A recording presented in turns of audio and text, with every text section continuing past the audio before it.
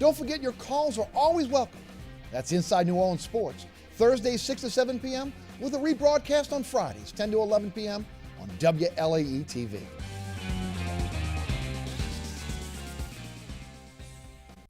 Do you love sports? Then you should know about STEM. Because maximizing nutrition, analyzing peak muscle performance, calculating the perfect shot, and more are all made possible by science, technology, engineering, and math. In fact, there are more careers than ever in sports science. So if you have a passion for sports, then think about getting involved in STEM and improve everyone's game on and off the field. Get inspired at SheCanSTEM.com. You're watching WLAE, New Orleans Public Television.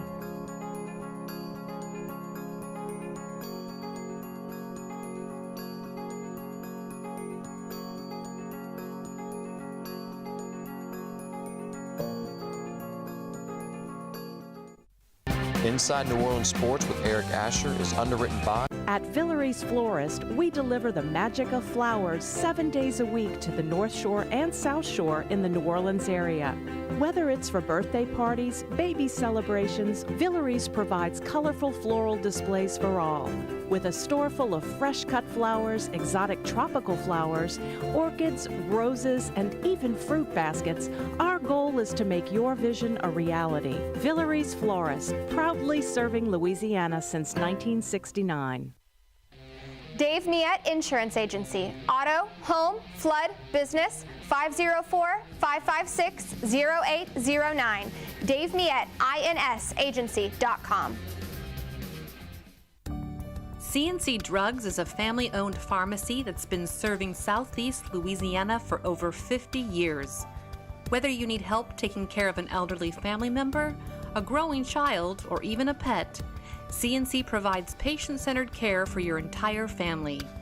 C&C Drugs, large enough to serve you, small enough to know you. Locations in Mandeville and Araby.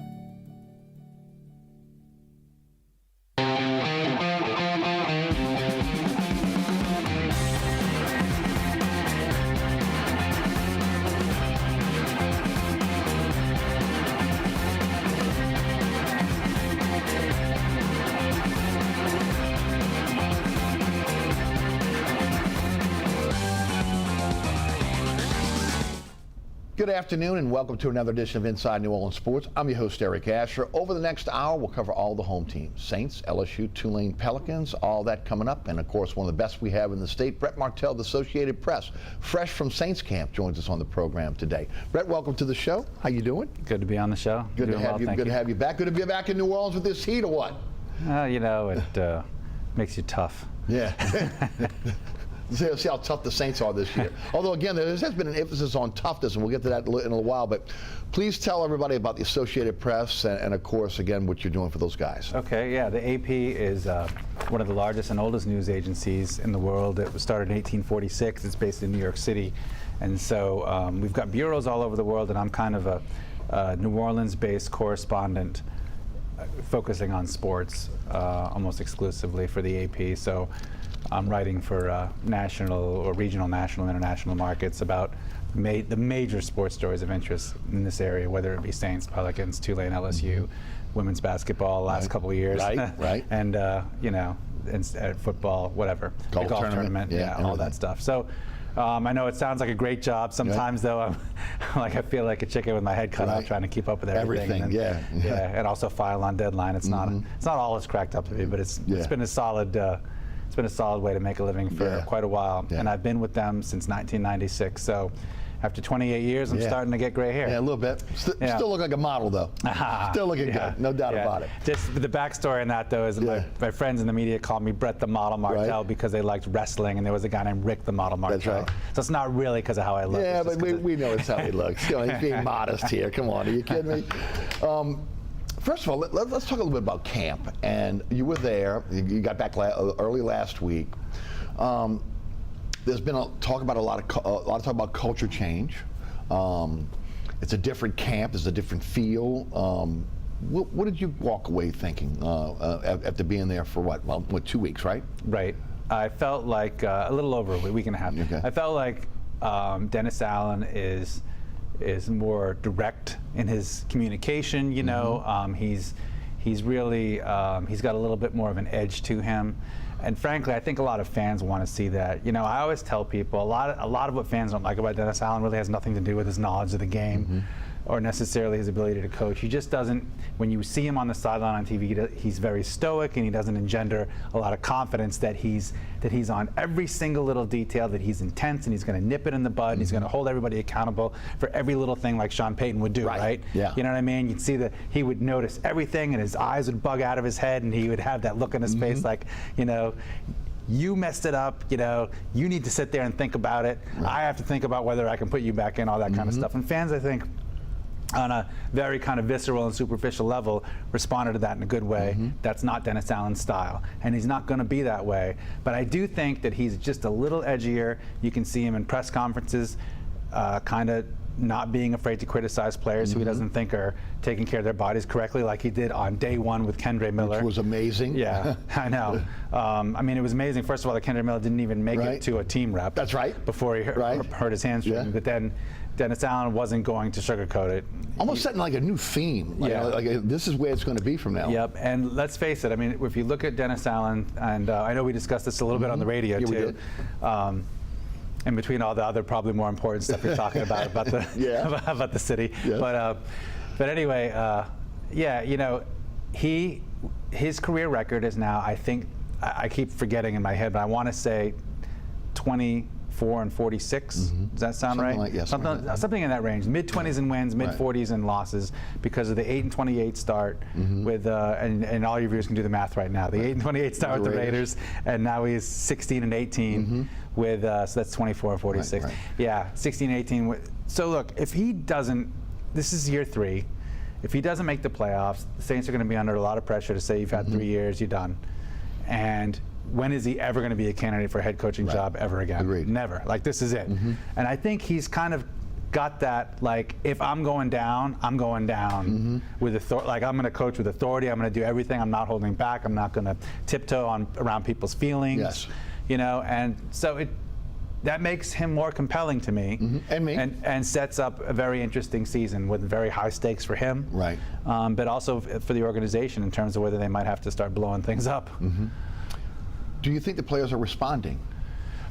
I do think it seems like they are, especially on defense. But the thing is, you know, like a lot of these defensive leaders have had Dennis Allen first as a coordinator, and they respect him because the defense has been good this whole time. So they really and he is a defensive genius. I mean, I mean, he really is one of the better defensive coordinators in the NFL. Yeah, and I mean, the thing is, you know, it's tough because, you know, there's that, what do they call it, the Peter principle or whatever. You rise to the level of your incompetence or whatever. But he's clearly a very good defensive coordinator, and he still essentially is the defensive coordinator. And what he wants in his ideal world is to find, and it just didn't work with Pete Carmichael, to find an offensive coordinator whose system suits the players they have on offense on the roster now. And I get the sense, especially in retrospect with the benefit of hindsight, that Sean Payton offense that was designed here in '06 was designed specifically for Drew Brees, and there really aren't many other quarterbacks who can run it effectively. And so now they're going back to something that's a little simpler, and maybe will suit somebody with less than Drew Brees' off-the-charts processing skills. You know, just simplify the choices, the pre-snap reads, everything. You know, and also give the offensive line a simpler task of just on those outside zone runs. You just fire off the line, get to your landmark. Don't let the defender get through you there. The runner will go around. You know, the runner will. He'll have his track. He'll have his track, and we'll see if that works with the personnel they have. You know, that's another subject we'll have to discuss. Offensive line and that's right. Well, and again, we'll get to that in a few minutes. When you look at, again, this is his team. What is it? It's 3 coaches that are left over from the Payton era, 18 players that are left over from the Payton era. So this is, again, there's been a total overhaul of this roster. Again, he's responsible again for the draftees, and now again the free agent signees, etc. So this is Dennis Allen's team. So there are no more excuses. One way or the other, he's going to sink or swim with this group. Yes, they went with the continuity theme out of the gate, right? And that just didn't really pan out to anything better than mediocrity. And you know, and obviously teams do evolve year to year anyway, even if the coaching staff doesn't change.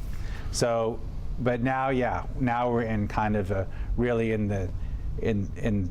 both the beginning and what could be the end of the Dennis Allen era if it doesn't if it doesn't go well. But yeah, they're definitely now on a divergent path with a new offense, and yeah.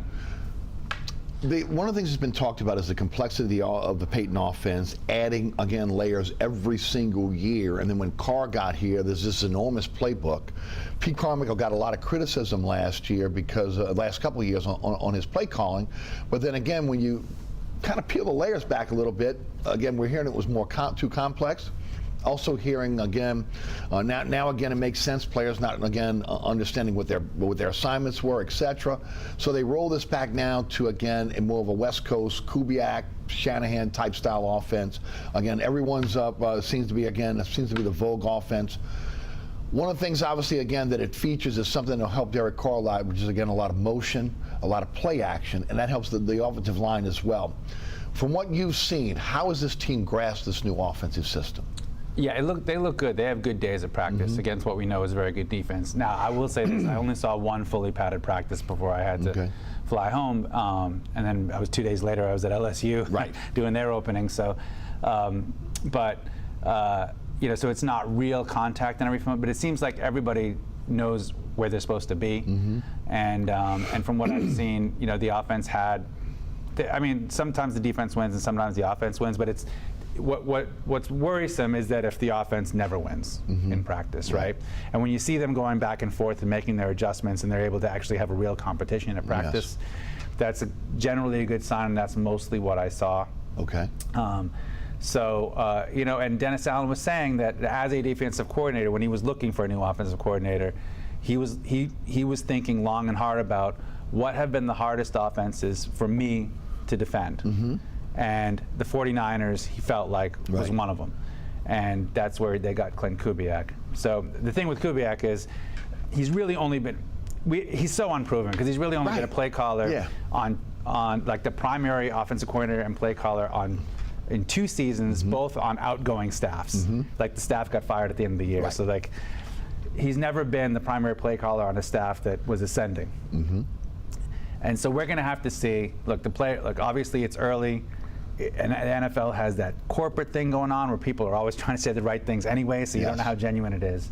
But it looks good, it sounds good, everyone's saying the right things, everyone appears bought in. But then we're going to have to see, like, when the play clock is running and situational realities are evolving during a game in high-pressure situations, how is he calling it? And you know what I mean? And is he making the right calls? Where's his adjustments? So, so we have no idea about any of that stuff yet. Exactly. And that's just yet to be seen, and maybe he's ready, but maybe he's not. Personnel. And one of the things I talked about this week was, again, wide receivers. The 49 receivers are, yes, they're fast, but they're physical. They block downfield. They're on the second level. They're dealing with linebackers and safeties in a lot of cases after they catch the football. Do they have the personnel to run this offense when it comes? I know they got the running back. Do they have the wide receivers that can run this offense, in your opinion? Yeah, I think that also remains to be seen. We have seen potential, even at the end of last season, from A.T. Perry. He's been in camp not great yet. Obviously, Rashid Shaheed has shown a lot of potential. He's going into year 3, and then Chris Olave is fantastic. So you have those 3 guys. They're bringing Cedric Wilson. Yeah, but there's not a whole lot of depth. No, I mean, again, unproven depth, really. Yeah, maybe we'll get a surprise from the kid from Yale, Tipton. Right.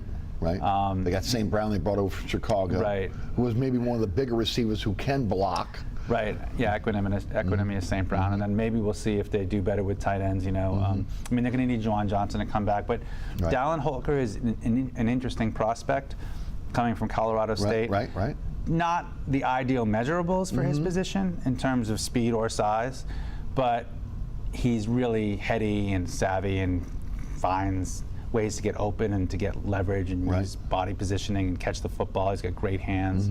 And I think anyone who wants to know about Dallin Holker should try to go on YouTube and find the highlights of the Colorado State versus Colorado game last year.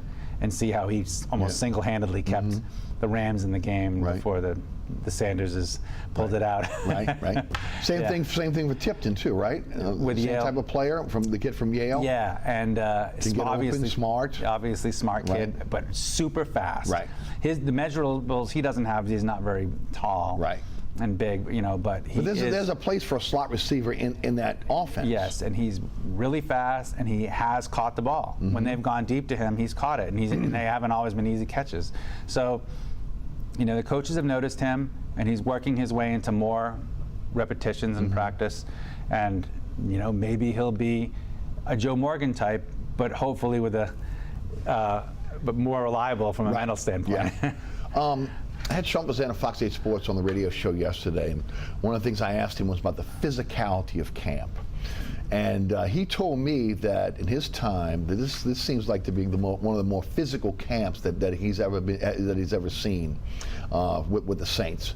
Would you concur with that? I know you were only there for a few padded practices, but is the physicality ramped up? Well, since there's a lot of guys going to the ground again, I saw some of that, and I saw even before the pads came on, I saw a lot of relatively heavy collisions even before they were fully padded, and guys falling down on the ground and getting up, and some bickering, right?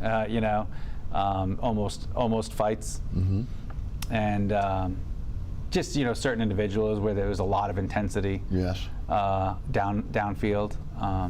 One with Alontae Taylor, and I'm trying to remember who the offensive player was.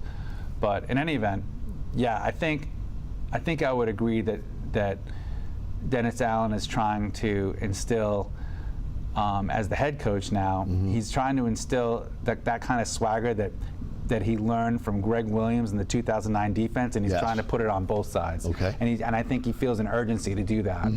And we'll see too how that manifests itself when it really counts. From all reports, Kamara's having a terrific camp. He's in shape. Obviously, again, a lot of people have talked about, again, that maybe he's a declining player. So far, he has not looked that in camp. How did he look to you? Yeah, he looked good in camp. He looks like he's in really good shape and focused and motivated. The good thing about him is that instead of just bottling up that he's not happy about his contract situation, he just gets up there and tells you exactly what he's not happy about. Right. And he also put it in perspective that said, he's saying, I'm not asking for a raise, I'm asking for more guaranteed money over time. Right. They're not asking for more money per season. He's asking, because next season. Next season is like $25 million. 22.4, I think. Something like that, yeah. Totally non-guaranteed. Non-guaranteed. So after the season, right. the Saints could just cut him and not pay him anything. Right. And so, but he's basically saying, look, I've made a lot of money off the field as well. He said, I like playing for the Saints. If I weren't playing for the Saints, I'd just as soon kick my feet up in Africa somewhere, right. Which he could do. I mean, he could easily, if he likes going back to Africa, his mother's ancestral homeland, she's from, I want to say, Liberia, which is West Africa, it's an English-speaking country, but near some of the French-speaking ones over there. And he could easily with that cost of living, if he really likes it there, go there, and he could easily do it here too. Absolutely. Yeah, but so he seems to, his perspective struck me as nuanced and interesting, and not just as simple as, I feel disrespected and I'm angry or whatever. Right. He's well, he's showing it on the field, right? Yeah, he's showing it on the field. Right.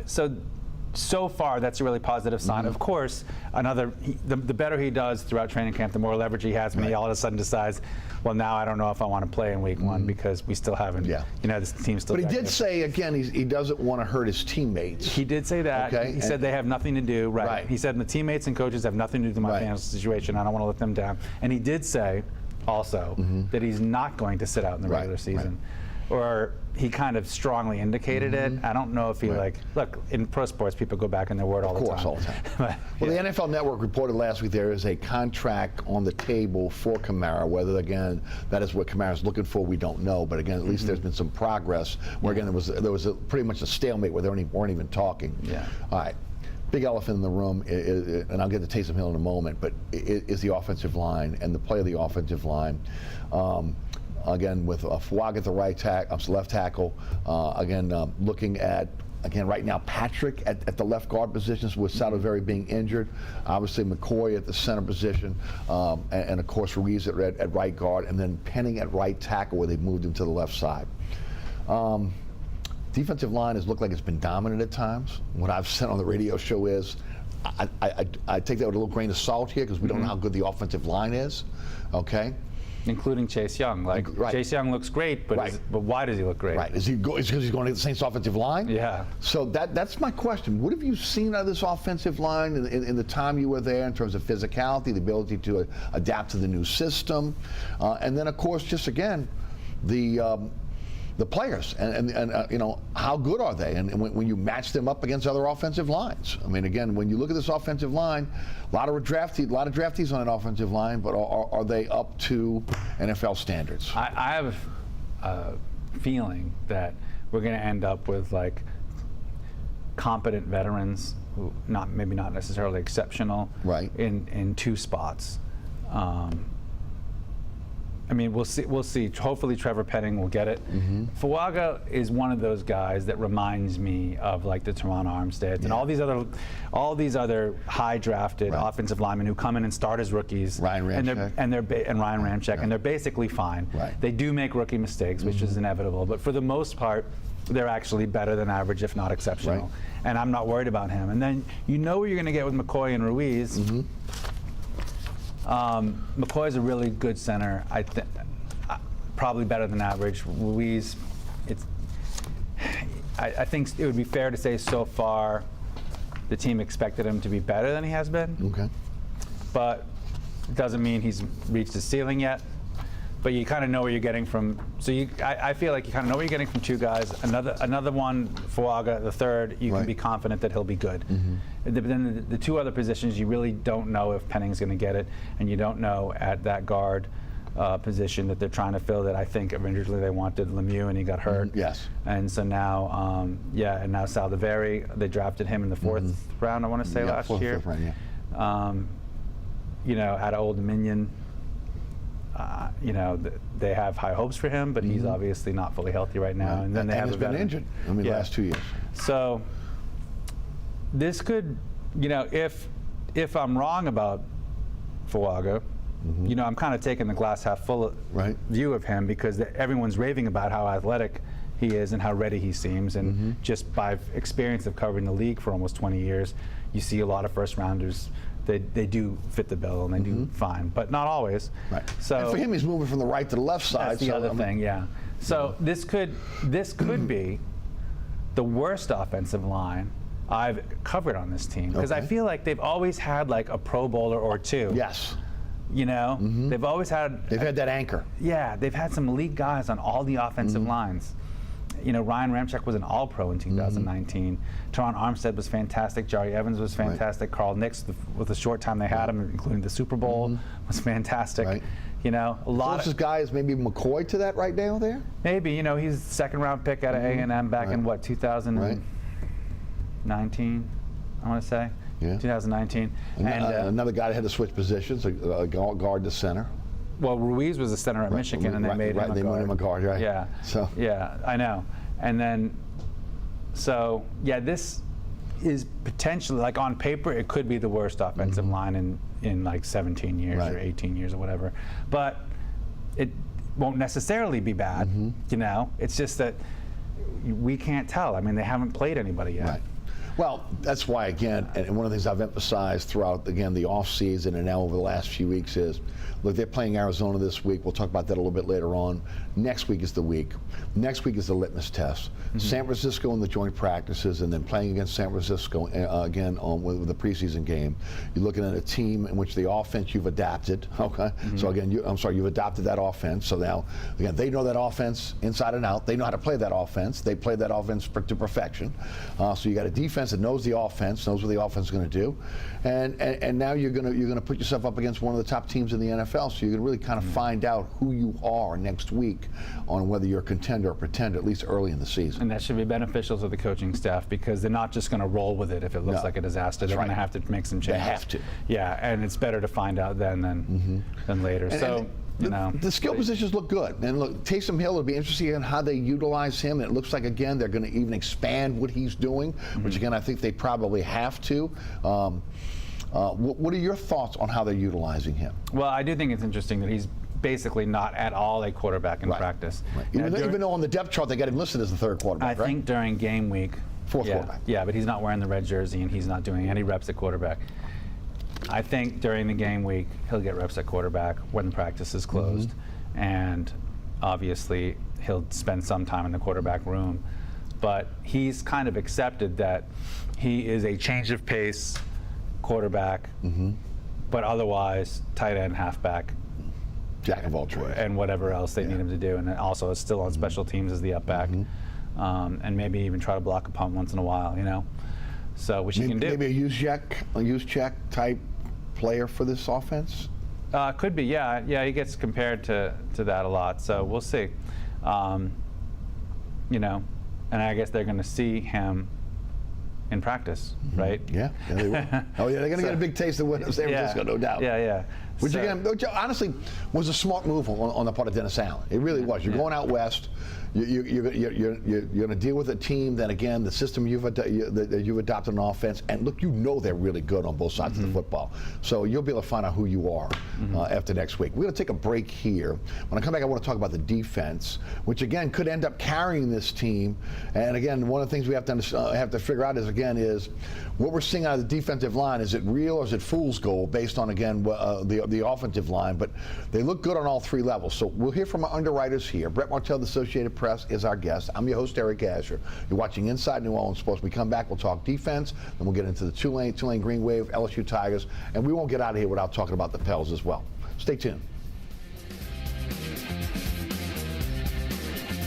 Located at 3701 Iberville Street in Mid-City is Katie's Restaurant and Bar. Open 7 days a week, Katie's offers daily specials for lunch, dinner, and Sunday brunch. Serving New Orleans cuisine such as fried shrimp platters, grilled redfish, and a fully stocked bar. And don't forget about our expanded event seating and local entertainment. Featured on the Best of Food Network's diners, drive-ins, and dives, Katie's Restaurant and Bar. Burkhart's Air Conditioning, Heating, and Refrigeration has been family-owned and operated since 1989. Burkhart has energy-efficient solutions and offers brands such as Mitsubishi ductless AC units and Amana, the only manufacturer with a lifetime unit replacement warranty.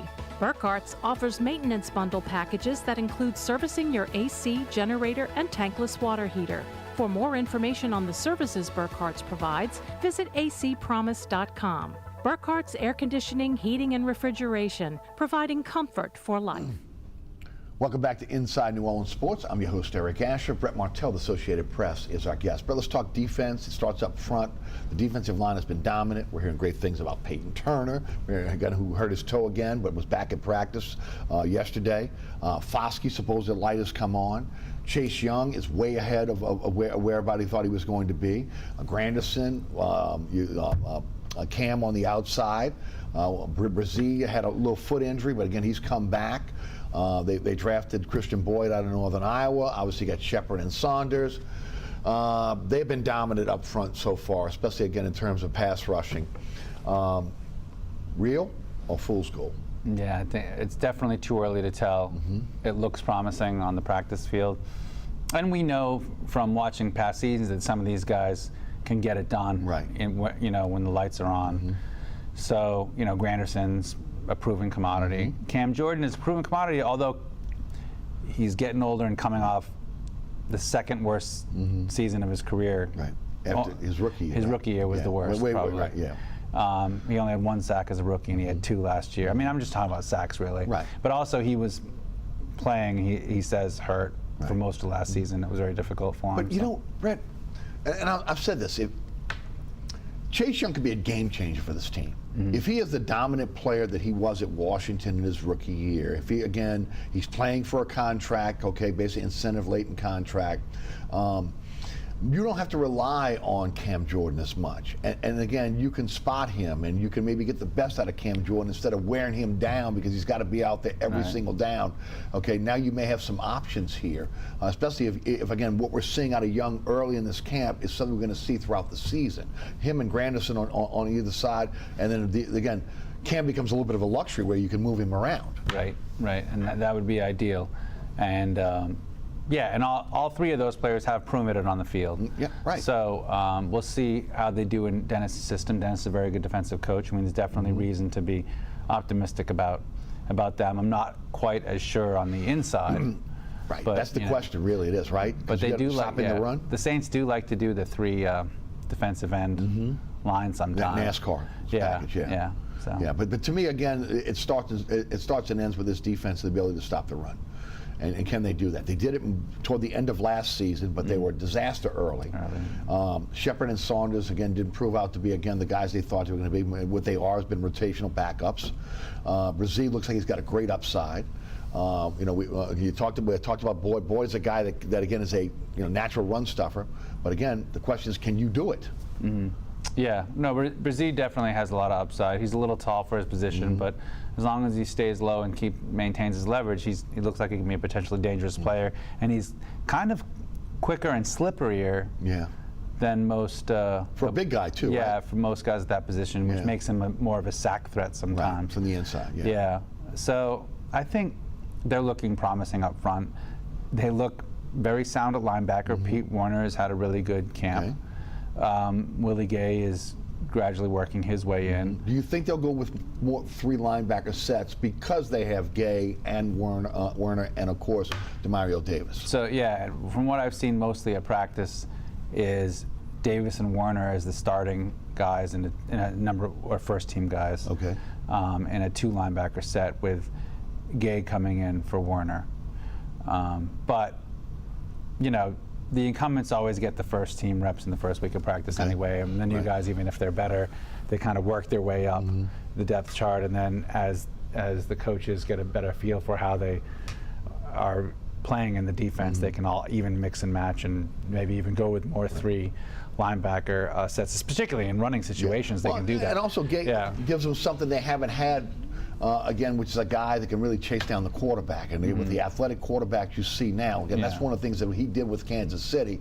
And I think one of the reasons why they brought him here. Now, again, a 1-year deal. He's working looking to try to get a big deal next year. So, again, there's some incentive there as far as that goes. It looks like the linebackers are set. The secondary looks really, really good. The real question mark right now is, again, the safety position.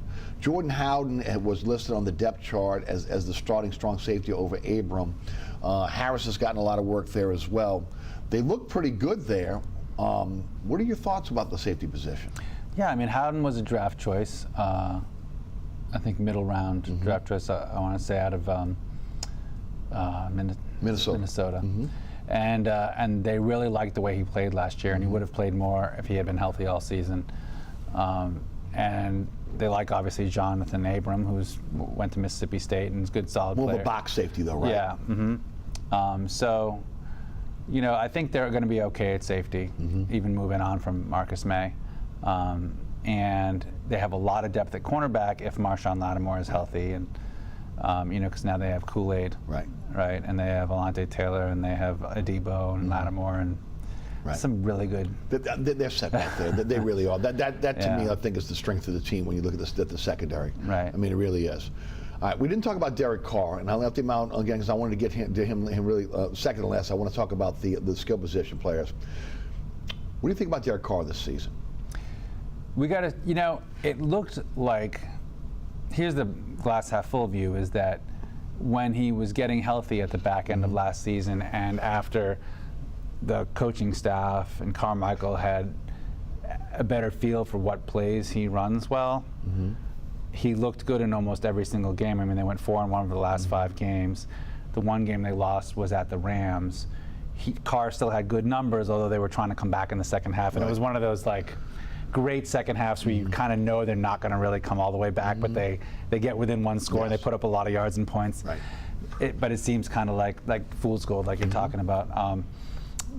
But overall, I mean, his numbers for the last 5 games were really, really good, and they won 4 of those. And now they have a new offense, but an offense that is, is ideally more suited to him. So, I don't think he's never really proved to be an elite quarterback. He's proved himself to be a quarterback who can look elite at times, and he's a good athlete. He has all the measurables, So we'll have to see. He claims that, last year was really difficult for multiple reasons. One, just moving his whole family, having a lot of off-the-field things he just had to deal with. Sometimes it can be hard to compartmentalize when you're trying to learn a new offense that may be a very complicated offense that doesn't suit you, and then you're getting killed because Trevor Penning was, was struggling at, at starting left tackle, and he, Derek Carr hurt his back or ribs or whatever it was in week 3, and was hurt for a significant portion in the middle of the season. So, he's healthy, he looks good, they like the offense. We don't know about the offensive line, but Carr could be in for a good season. You really think they'll go into the season with Haener and Rattler as the backups? I suspect so, but some of it depends on how Haener deals with the skin cancer issue he's got. It doesn't appear to be something that, again, we're not talking about. I think we're just talking about him missing part of preseason. I don't think we're talking about, I mean, the Saints dealt with a cancer issue last year with Foster Moreau, and he ended up being full go all season long. But they need reps.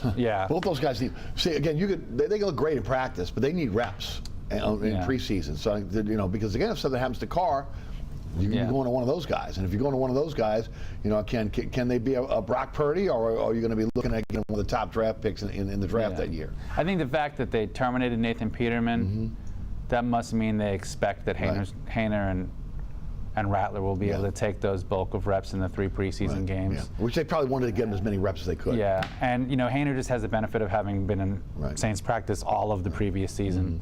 And although it's a new offense, and he's just looked better. He looked better in OTAs. Rattler is coming on and starting to look better. Not necessarily better than he had looked, not necessarily better than Haener, but Rattler is improving, and by the end of preseason they could be neck and neck. Well, I mean, he's got all the measurables you want as a quarterback, Rattler. So we'll see how that works out. I'm not going to get to the kicking game because that's still a work in progress. A lot of inconsistency there again so far in the new rules. We'll figure that out when they have the Arizona and then into San Francisco and what they're going to do there. But I do want to go to LSU, 12th in the nation in the coaches poll. Again, a lot of people believe they're going to be a top 12 team. They're going to have the opportunity to get into the playoffs. Very tough SEC, in which, again, bringing in Oklahoma and Texas. Your thoughts on Brian Kelly's team in his 3rd year? Well, it'll be interesting. I think there's some unknowns, but their strengths are going to include their offensive line. It looks like they're going to be pretty solid at running back. Maybe one of the best offensive lines in college football if they stay healthy. It might be. Anchored by Will Campbell, and I mean he's definitely going to the NFL after this year. And based on the bowl game last year, it seems like, look, they're not going to have Jaden Daniels, but it seems like they're going to have a pretty good quarterback, someone who can move the ball and put up yards and points. And so they look. I think receiver, there's still some questions, but they always seem to come up with a lot of talent. But it's a lot of talent in that room. Yeah, a lot of talent, and they just need Kyron Lacey to not drop passes. And hopefully this will be the season where he doesn't do that. Well, they brought in C.J. Daniels. They brought in the kid from Mississippi State. They had a full room to begin with. They'll find a group that can get it done at wide receiver. Again, I think they're stacked at running back as well. I think Caleb's going to have a great season this year. And Emery coming back, right? Emery's coming back. And we don't know what's going to happen with Holly yet. They got Caden Durham, the freshman. They got Williams again, who can be relied on. I think they're solid there as well. Tight end, that walked away from the team yesterday, but they say this kid Green, the freshman, has been phenomenal. And of course, we know that Mason Taylor is going to be one of the best in the SEC. I think they're stacked on offense. I don't think there's any question that they're going to be able to compete offensively. Your thoughts? I'm totally with you there. They look there's no reason on paper why they shouldn't be one of the best offenses in the SEC. Right. And particularly because, look, we know that the offensive line is so important to an offense's success, and that's Brian Kelly's specialty, and he clearly has that unit going. Yes. So, yeah, the key, I mean, is that the defense was a disaster last year, and it's a unit in transition with a new coordinator. And they've got to get that figured out, and it doesn't help when all of a sudden, like before camp, now Javian Toviano is reinstated, but we still really don't know how. Well, it shows the desperation of the team when you reinstate somebody that's having off-the-field issues, because you know right now that, again, your secondary is still in flux. And it's, look, the same question marks we had last year are the same questions we have this year. I think they're good enough on the outside to rush the passer because they stop the run. I think they're really good at linebacker. They got a nice set of linebackers, but again, when you get to the secondary, can you cover? Right. Yeah. I think safeties, they're good. They're good. I think, but they're just unproven at cornerback right now. Stamps maybe from Rummel, maybe one of their starters. They got the 2 kids that they brought in from Ohio State. What is it? Zaire and also J.K. Johnson, who was hurt last year. The question is, with the group of players they have back there, can they put SEC corners on the field? Right. Yeah. We'll have to see about that. Toviano, I mean, unless something's changed since I checked in with the East Baton Rouge District Attorney, his case is still under review. There must have been some kind of positive development for them to reinstate him. I mean, it could just be desperation and say, well, we have to have him practicing just in case. But there had to be something to tell him that maybe the charges weren't going to be dropped down the line or something. Yeah, maybe they're in negotiations with the victim. Yeah, but normally you don't even. Normally, again, they're separated from the team. Yeah. Okay. And normally, and maybe the victim doesn't want him to be punished, and so she doesn't want any felony charges pursued, and that could, that could help him. But it's a bad look. Again, he was a guy that he wasn't earth-shaking last year for you. No. Okay. But I mean, as a freshman, he did. Play in most games, and what do you have, 3 starts or something like that? So he had potential. He was one of the guys that was going to compete to start. Kelly, in his 3rd year, has really, again, over his career, done very well.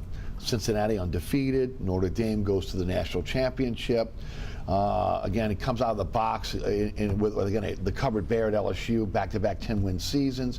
Even Will Campbell said the other day that 10 wins is not enough at LSU. And again, between NIL and of course a very tough SEC, are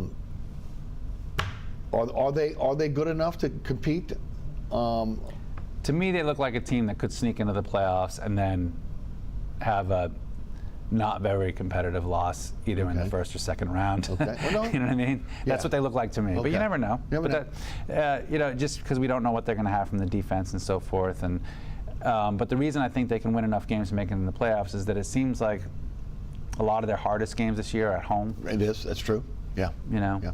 And I mean, they got Mississippi at home, they got Alabama at home, and they have Oklahoma at home. And the other teams, they appear the teams that are playing on the road, they appear to be better than them. It's still never easy to win on the road in the SEC. Absolutely. But and Texas and Oklahoma are going to find out about that very quickly.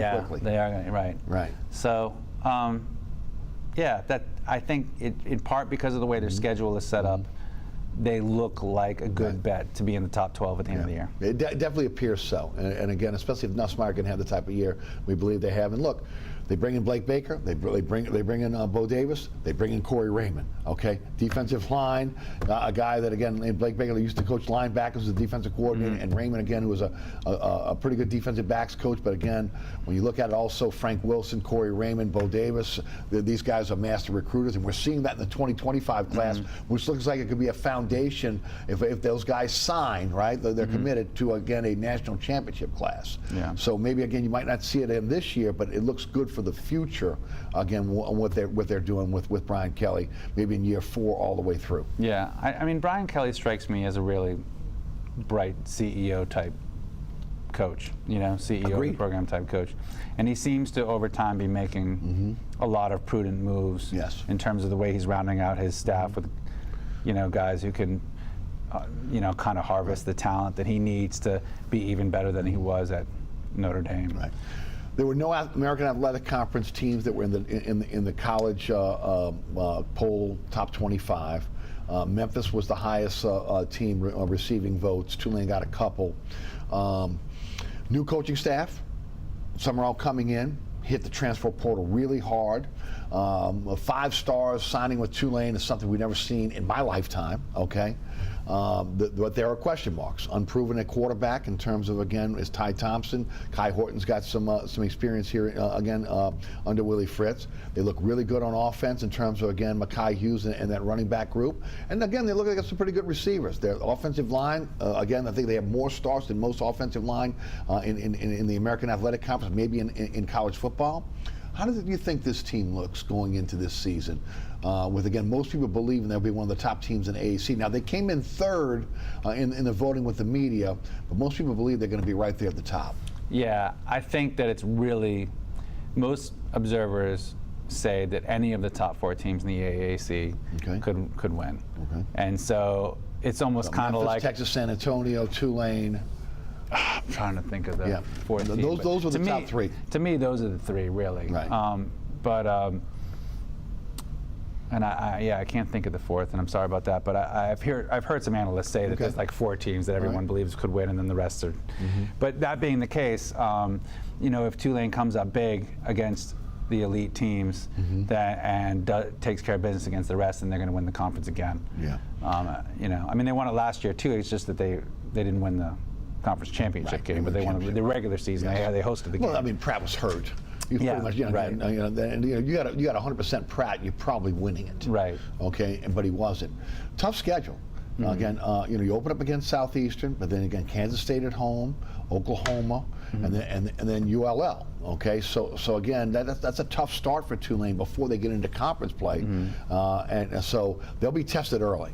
Yeah, you got to hope that they get through healthy, and the good news for them is that you can go 2-2 in that stretch, and then just start blazing through the conference schedule and still finish in a really good bowl game. It's just that if they want to sneak in as one of the it's going to be hard to do with 2 losses. Yeah, it's going to be hard to do. A mid-major with 2 losses isn't going to get in the top 12. No, it's not. So they really need to go 3-1 if they want to have that kind of magical season. But it's look, if they do have the magical season, then John Summerall might be leaving after 1 year. But so, yeah, you can't be afraid of that. That's not a bad thing. It's not a bad thing. Again, it used to be so fearful of Tulane fans to hear that, right? Yeah. My original partner on radio, Mike Vazan on Sports Rap, said a long time ago, that's a good thing for Tulane. Yeah. Okay. Tulane should be again hoping that that they got this young coordinator, this young coach that comes in, who's good enough to be poached. Right. And then in 1-2 years he's gone. That means again you're successful. That means again you're winning. And look. A lot of people thought he might get the Kentucky job before he got Tulane's job, right? A graduate of Kentucky, and obviously he's looking for the SEC. He's looking to get into a big university or a big conference. But look, right now, this is a program on the rise, and I think Willie Fritz set a really good foundation for this program for whoever would have come in. But again, he's come in and hit the ground running. Amazing recruiting when he's been able to do this. Yeah, running hard. But you got to look at how he rebuilt Troy. Right. I mean, the only advantage he had at Troy that he doesn't have here is the academic standards maybe are not the same. It's easier, and it's probably also, I mean, there's some economic factors that go into recruiting at Troy that can help you with certain players, but he has been to Tulane before. He likes Tulane. Yes. I think he's not leaving Tulane until he gets exactly the next job he wants. It's not going to be like Willie Fritz, who's thinking, well, if I don't go to Houston when they join the Big 12 now, I may never get another major conference job again. Like, he's young, he's got time, he likes it here, he wanted to be here. So, and he knows, I think, that he's eventually going to end up at a big time job. Yeah.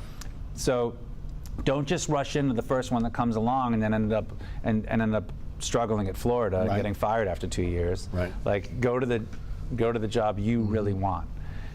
So I would agree with that. And the other part of it is, again, Tulane has to fulfill the promises that they make too. Yeah. And again, I'm still one that contends that one of the reasons why Willie Fritz is in Houston is promises were made and promises were not kept. Yeah. One of those things, obviously, is the bubble, which again was something Willie Fritz really wanted.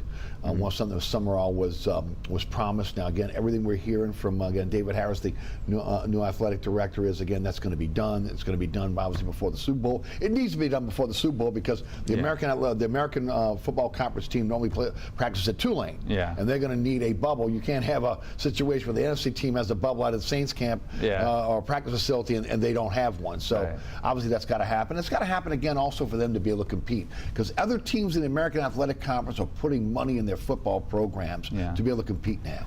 And right now Tulane, they practice on their home field and they practice really early in the morning because it's so hot. Right. They did kind of replace the AstroTurf or whatever you want to call it now, the field turf, new turf. with an infield that's not that ground up black tire that absorbs all that heat and makes it like an oven down there. Yes. So it's a little cooler, but it's like basically they have to practice in the morning, and then if it's raining, they have to go to Saints camp.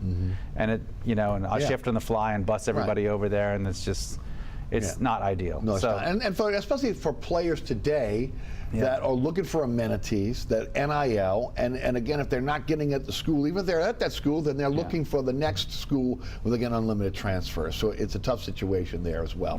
Much like with UNO, and I won't get too deep in this, but again, people have to pay attention to what's happening at the University of New Orleans right now.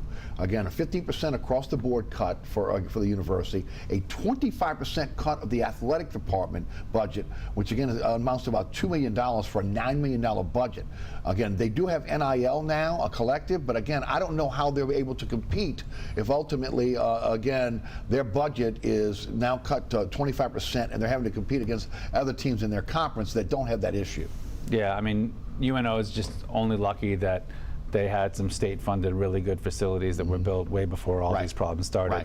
Because their arena their arena is still actually quite nice. Yes. The locker rooms there are nice. The practice courts are nice. But yet, baseball doesn't have a locker room. Yeah, I know. Which is still amazing to me. Baseball needs one, but they do have a nice home field. It's fun to go to games there and stuff.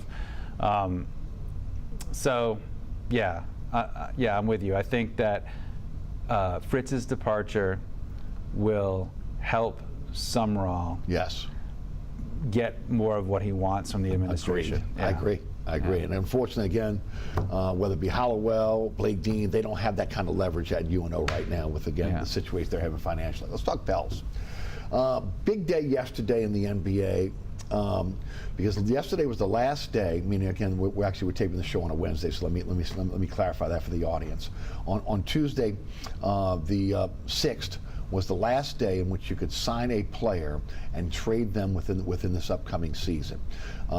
Any player that was signed up until yesterday, you had to wait 6 months to be able to trade them. That right is the February 6th trading deadline.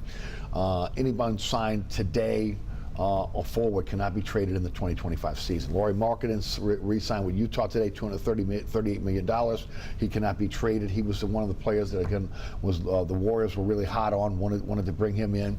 There's been a lot of conversations about Kessler and also Collins, their other centers, about maybe coming to New Orleans again to fill that center position here. Danny Ainge wants an enormous amount of draft picks. There doesn't seem to be a lot of interest in Brandon Ingram with Utah. The reason why I bring that up is Brandon Ingram has a $36 million expiring contract. It is going to be very difficult to move him now. Without an extension, because the team is looking to be able to have him for at least more than 1 year. He's looking, according to reports, for now for 45 to 50 million. He could be eligible for $52 million guaranteed. What do you think happens with Brandon Ingram now? How do you get value for Brandon Ingram if you're David Griffin, with him playing on again a $36 million expiring contract? Yeah, I think that they have to hope that he plays well enough early in the season to be really attractive to a contending team at the trade deadline who may have an injury and need someone like him, or otherwise be attractive to a team that realizes they're going to have to rebuild and they want that large expiring contract so they can clear cap room and blow it up. And so a lot of that is out of Pelicans' control. Right, now it is. Right. And so otherwise they just have to hope that, I mean, look, if you know, if you're one of those fans that's not really emotionally invested and you just want to see an entertaining product, the Pelicans are going to have it. Right. They right? score. They're going to have it. Right. But I don't know if they're going to win against good teams Right. with a lineup that doesn't necessarily fit together. So, Which has been the issue of the last few years, Yeah. right? Just again, a lot of really good parts. They just don't fit together. yeah. So, you know, it's that places the onus on the coaching staff to figure out how to make them fit together in a way that produces wins. Right. Which you can do in the regular season and a lot of games, Yeah. but then you get to the playoffs and 7-game series and it becomes tougher. You just have to hope that by then the pieces are in place, and we'll see if Brandon Ingram's still even on the team and how healthy they are, and all those things come into play. Obviously, when Zion Williamson finally played 70 games, but then wasn't healthy for the playoffs and they got swept. So there's I mean, well, the Pelicans always seem to be hanging by a thread, but they have the potential to be very entertaining. Right. CJ McCollum come off the bench now? It's possible. I mean, yeah. I mean, I guess he's Murray's getting starting older. at one guard position, right? Right. I mean, again, you're not bringing Brandon Ingram off the bench. No. So it's a question of and do you need Herb Jones in there? I think you do. Somebody's got to play defense in that group. And in that case, McCollum would be right. Coming off the bench, and maybe ideally as a shooting guard, although he can play point guard. Also pushes Trey Murphy back on a little bit further back on the bench as well. Yeah. Which again, they were talking about moving Brandon Ingram and him moving into the starting lineup. Right. Okay, and again, that's not happening. But the big issue for me, look, they're going to be able to score, is again the donut, which again the big hole in the middle. And I've been talking about it for a long time. You have basically again power forwards playing center for you. Tyson's been a really good backup center in the NBA against center power forward, but they just don't have the rim protector and the shot blocker that they need right now in order to be able to win the playoffs. Eve Missy can become that player. Yeah, but he's not there yet. They may have to. Look, as much scoring as they have, I could conceivably see them saying, baptism by fire, you get in there, and you figure it out during the regular season. We're just going to have to outscore some people until you do. Yeah, I think that's what it's going to be. Yeah. They're going to be a team that, again, you're going to see them in the 120s, if they're going to win in every game. Okay? Right. If they're going to win, they're going to have to outscore people. But, if Missy... And that's crazy for a team that's been so great defensively, right? I mean, one of the best defensive teams in the NBA. It's just strange with the contracts and the CBA and all these moving parts and how they haven't had really good luck with pieces falling into place. And so, look, I mean, there may be some merit to having the baptism by fire for Missy, and seeing that if by February, by the All-Star break, maybe he's a really competent defender. Right. And then you can start really winning down the stretch and have some momentum going into the playoffs with this crazy lineup they're going to have. The good news is they could have one of the best second units in the league in terms of scoring. Oh, no doubt. And that can really help. You either consolidate early leads or come back when you fall behind. When you're out scoring the second team, or matching up so well against the other team's second team. So it's going to be interesting how it plays out with them, because again, Willie Green is such a defensive-minded coach. And again, if you can't defend the rim, if you can't block shots, you can't. Again, you're leaky on defense. You might be good perimeter on defense, but you still got to be able to again stop guys inside. So we'll see how that plays out. Look, to me, Oklahoma City gave the perfect template for that. Okay, and they went out and got their center this year in Hartenstein. So again, they realized we can't win the playoffs without a center. No matter what way the NBA is going with positionless players, you have to have somebody that can defend the rim for you. Right. So we'll see how that works out.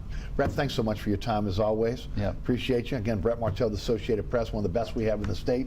Again, covering all sports here in Louisiana.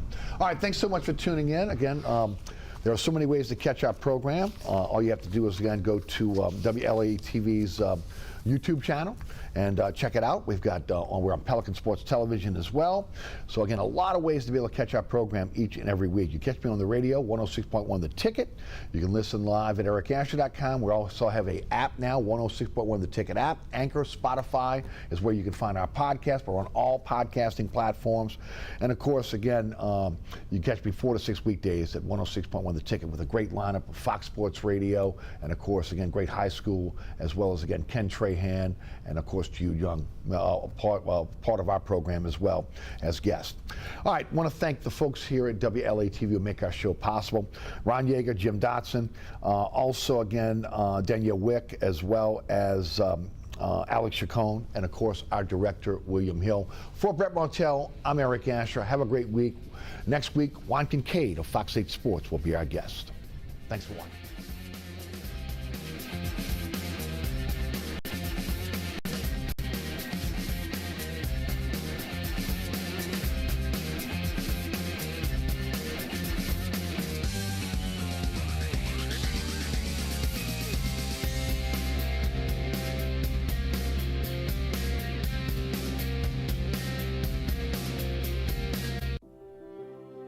Is your financial house in order? Almost half of Americans do not have the proper estate plan.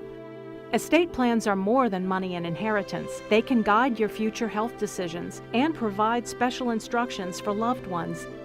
Put your mind at ease by getting your financial house in order. Consider leaving your legacy to WLAE today. For more information, call 504-830-3700. At the University of Holy Cross, we offer bachelor's, graduate, and doctoral programs, but we specialize in the most important subject of all, you. Registration is going on now. The University of Holy Cross, right here in New Orleans. Do good, do well. So it all starts with this, talking. I mean, that's the reason I wrote the book. You know, we're still making history. We never had a conversation about race before that. Wow. I know. And I was like... I'm Holly Jackson. Join us as we bring you powerful stories from both new and established Southern authors as we sit by the river.